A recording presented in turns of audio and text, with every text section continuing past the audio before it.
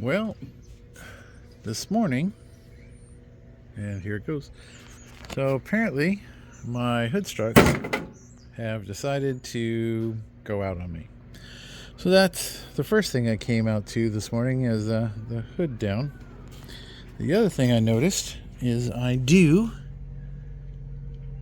have a spot. So I'm going to have to crawl under there today and figure out where it's leaking. I kind of have an idea where it's leaking just because of the location. It is under the oil cooler, almost straight down. It's hard to see in the video, but there it is. But I can see it, so that's what we're kind of thinking, is it's somewhere around the oil filter. But until then, I guess my next thing is I need to find out if I can get a set of these hood props ordered up fairly quickly and get them replaced. But in the meantime, I will need to find something to sort of prop that up. And actually, I have an idea that I saw, so let me grab a pair of vice grips. All right, so that should prevent my hood from slamming down over and over and over today. So next I'm going to crawl under the car here and see where that leak is actually coming from, and hopefully it's easy and I don't have to take the intercooler pipe off to get it sorted or anything else off. So we'll just have to see what we got.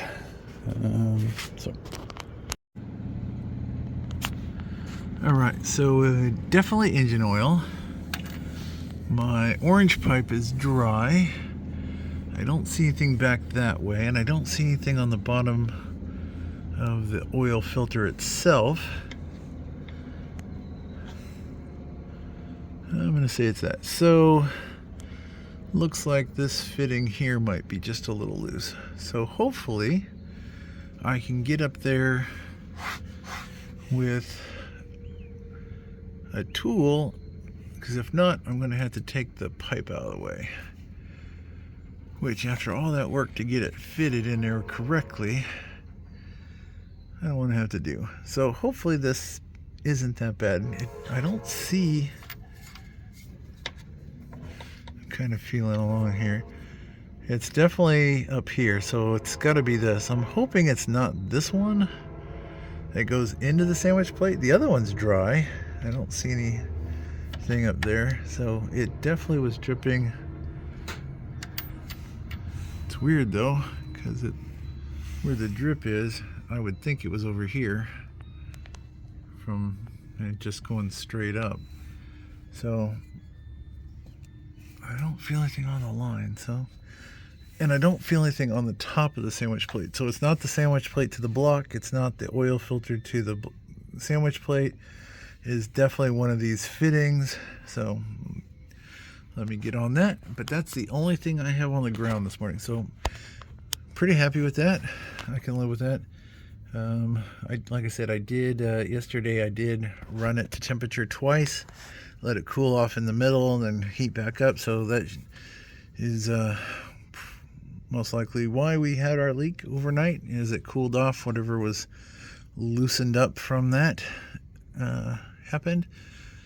So we'll get on that, and then once I get that tightened up, I'm going to go back inside and get on the internet there and get me some hood struts ordered, and then I will start finishing putting the bumper back together and on.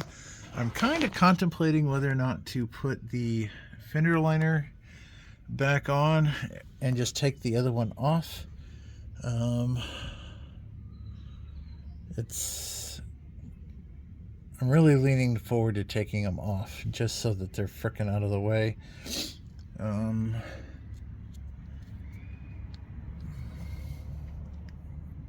Yeah, I'm thinking about it. So as I fix this, I'm going to continue to think about it. All right, so the one male nut right there, or female to male, that go into the sandwich plate there, that seems to be the one that was loose. Luckily, this set of line wrenches is designed for this kind of stuff, so I was able to get in there and get almost I'd say a quarter to a half turn on it so far. I'm gonna try to do one more. I wiped down all. It was leaking straight down from right there, straight to where the puddle is. And it did have some runs coming down this way, but they were very little. So I wiped everything down with some brake clean, and hopefully that is the end of the leaks. So that's cool. Not too bad. I'm pretty happy with that.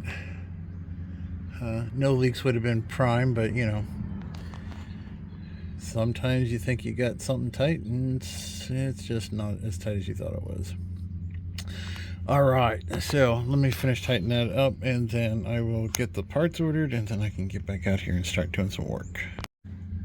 All right, it is definitely snugged now. So yeah, this set of tools is pretty cool. The way this opens up both sides of the jaw, and then I can reach up in there and clip back over the top, and then it also acts as a ratchet too, so you don't have to take it off, so you can just kind of click it back. These came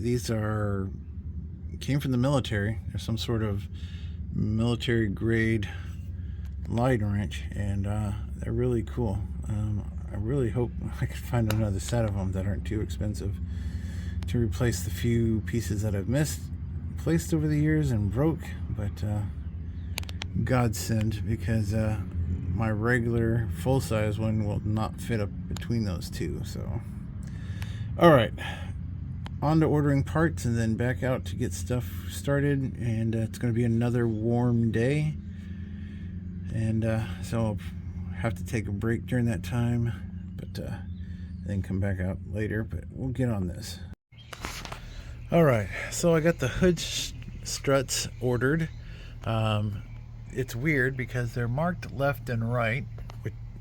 They have different part numbers, but those part numbers, when you look them up, like on Rock Auto, they come back as a same part. They just use, I don't know why they use two different part numbers. So Rock Auto had them from $10 to just under $13 or so.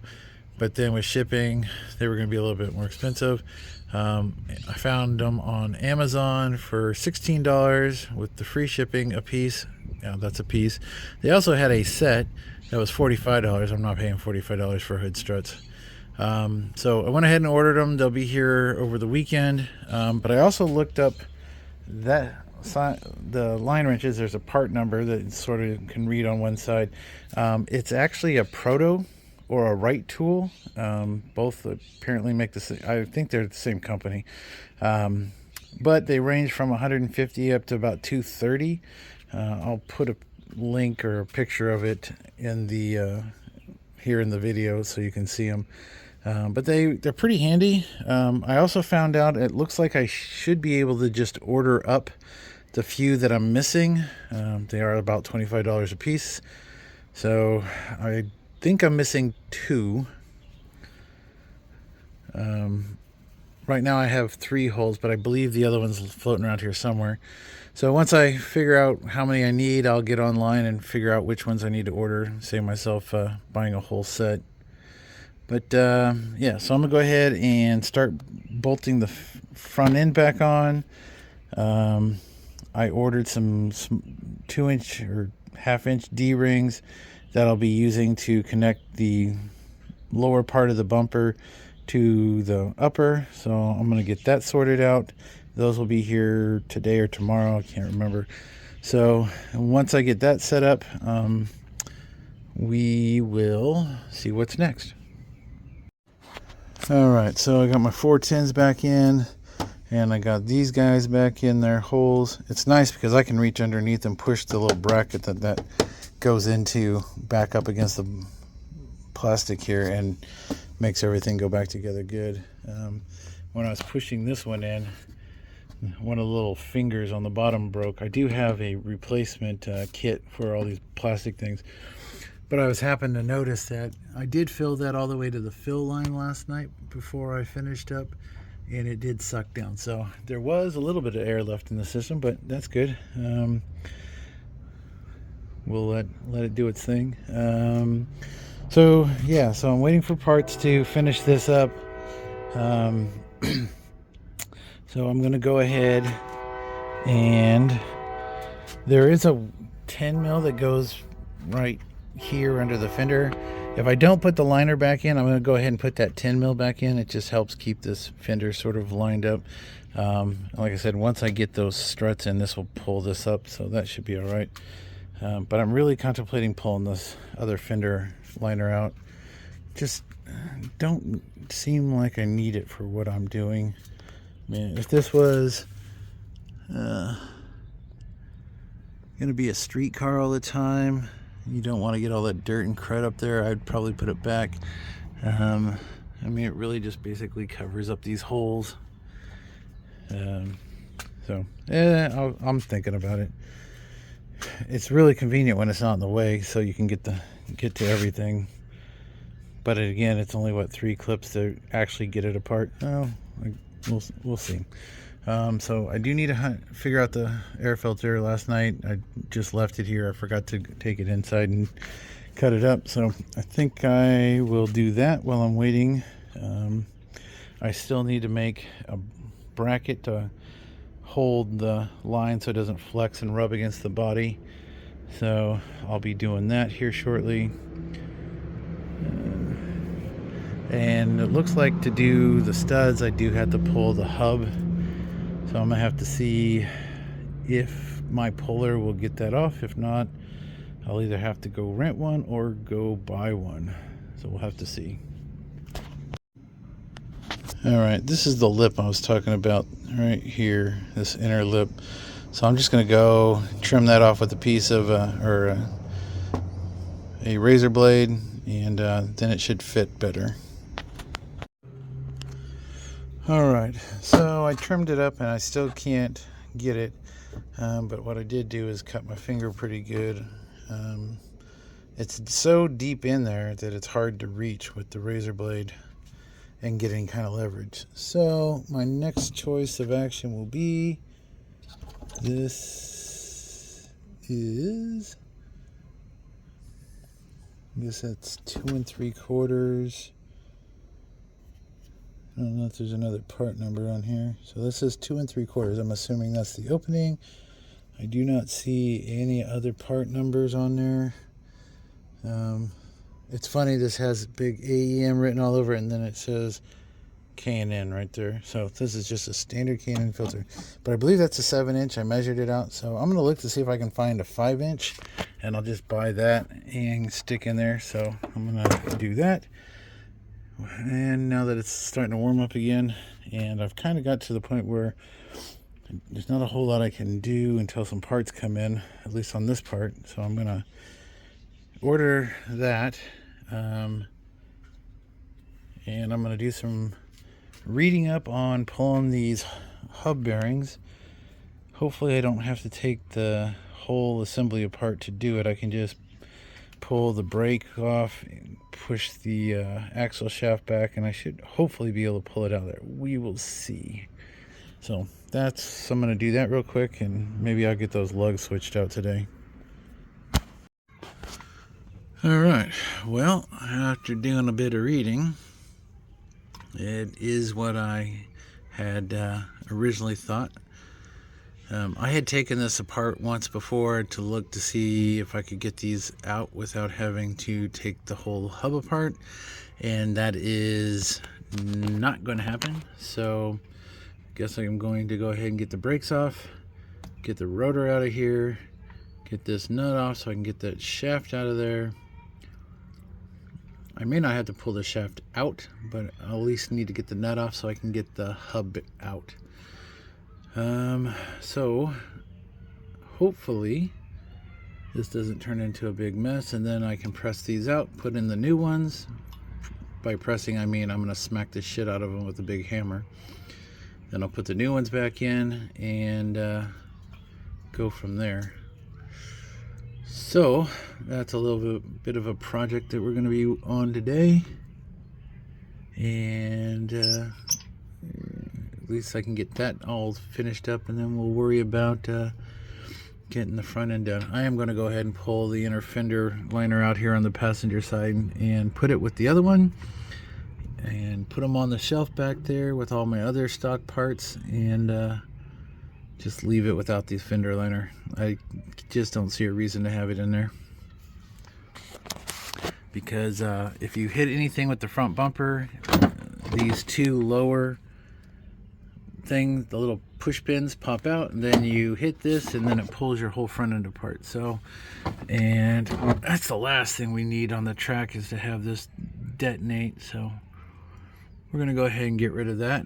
So first things first, we'll get the brake caliper off, get everything else out of there, and hopefully this doesn't take too long. Alright, so how I usually do this, I have a 6-inch clamp, C-clamp.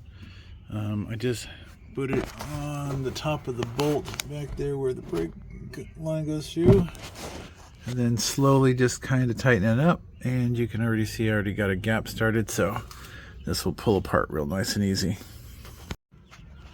So you can either use a quick strap or a bungee cord or something. Just don't let your caliper hang. I've got braided lines, I don't want to mess them up, so that goes in, and I like to put the bolts for everything back in their holes.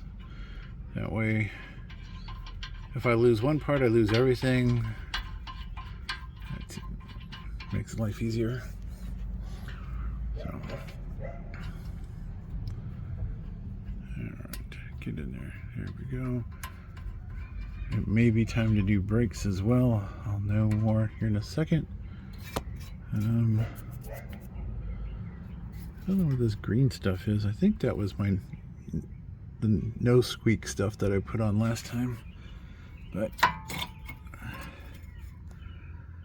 yeah, pads are not too bad. So go ahead and set that out of the way for now. I do have new pads for this, so I could go ahead and swap them out. Put that one there. Alright, so next comes off is the actual caliper bracket, and then I can get the two screws out. I always put my screws back in. Some people say you don't need to. Other people swear by it. If I have them and they're not all messed up, I put them back. Sometimes the brake kits will come with them, sometimes they don't. So it's you can see it's been sitting for a while. It builds up rust pretty quickly, surface rust anyway. All right, let's get this bracket out of here, and I believe that feels like a 17 maybe. I don't know. We'll double check it. All right, so the caliper bracket is off, and I put the bolts back in. Came out to a 17, or if you're a non-metric user, 11/16. I'm going to go ahead and get these bolts out. It's a number 3. Roughly the only thing I have that fits in there nice is a 1/4-inch drive. I've just tapped on it with a hammer to make sure that it's nice and seated, and then I'm going to hopefully break those free without having to strip them out. Alright, sometimes they're in there really tight, so you might need a little leverage. So usually what I do is I got my really long pry bar, and I just kind of wedge it between two of the studs. Since I'm not worried about these studs because I'm going to replace them, a lot of times you could just put a lug nut on there. Even putting a lug nut on after you have this in, help it come out from coming out. But then you can put a little bit more tension on the bolt. I got it to break free.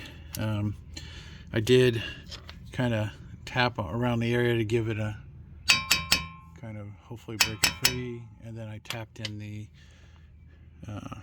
number 3 to make sure it was all the way down and nice and tight. So just a little hint. Works really well. Just don't bang on it, because then you will damage the threads, but if you're just torquing on it, you should be fine. But that works really well, especially when these cars are up off the ground and you don't have a way to stop it from spinning. And just like that, I got them both loose and didn't strip either one. So sitting on something, I think. All right, so they're both loose. I'm going to go ahead and spin them out real quick and then get the rotor off. Okay, I put the screws over there with that pile of stuff, and I put the rotor over here. That way it's sort of out of the way for now. And now I just need to get this nut off. So I'm going to hit it with an impact gun and see if that allows me to move it. And if it does, we're in business. And if it doesn't, well, then we'll get a breaker bar, a big breaker bar, and spin it off. I think this is like 150 pounds. So there is a dimple here. It might be hard to see, but I've had this off once before, so it's not that big a deal. Normally I dimple these right where the keyway is, but it's on there pretty good.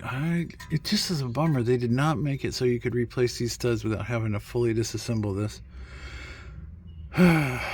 Nothing's ever easy. All right, so once we get this out, we'll put a slide hammer on. I actually have a screw on one. Hopefully I can push it out without having to take it completely apart. I don't know. We will see what happens. But everything else looks good.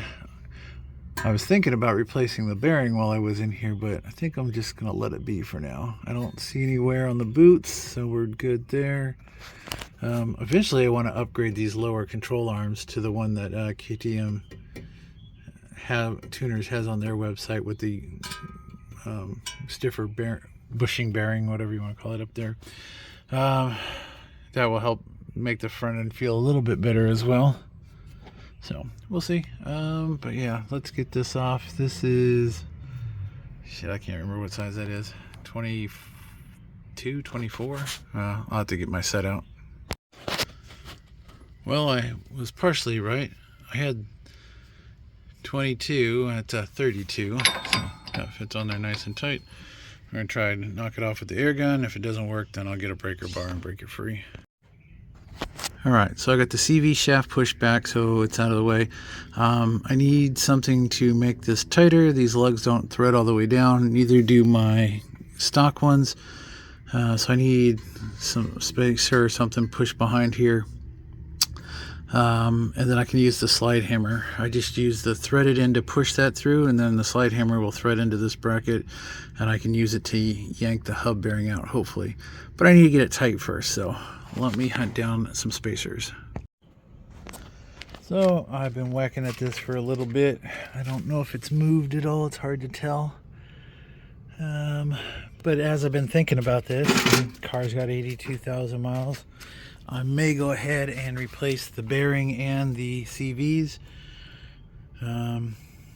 It's like less than 200 bucks for all the parts, so once I get this out, I'll decide what I'm going to do.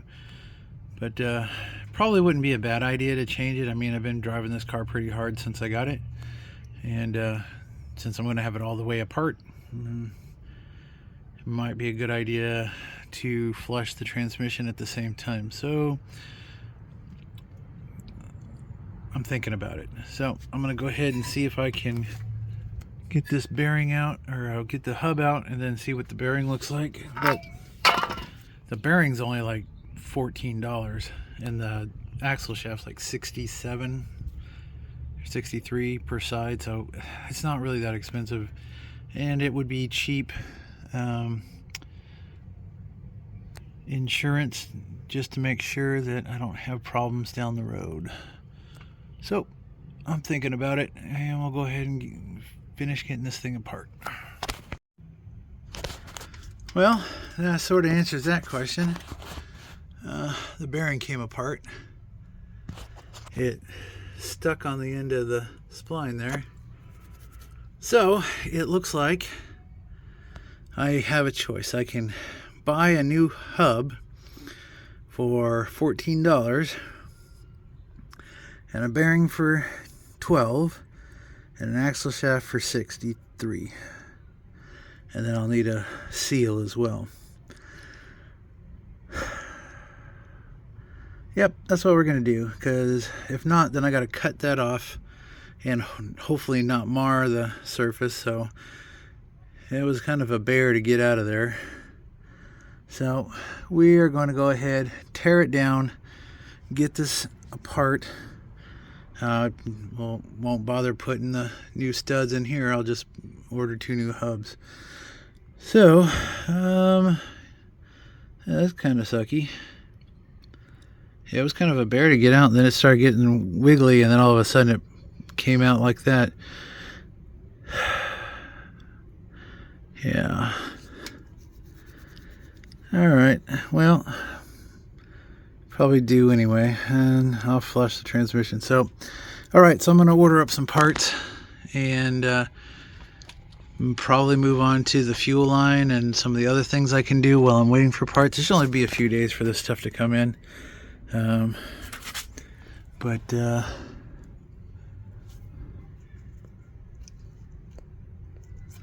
Yeah. Sucks to be a bearing today.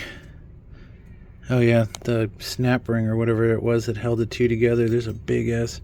So must be a snap ring in there. But yeah, I guess we're gonna have to go ahead and pull this apart. So I'll get it all loosened up. I guess I'll do the other side, and I will work on getting the bearing out of there. There's a snap ring on the back side that I need to get out, and because the bearing's supposed to come in from that side, and then not supposed to come out this side, but clearly it did. All right, well, I guess I'll tear this apart and go over and do it on the other side. All right, I'm gonna order some parts. It's getting a little warm.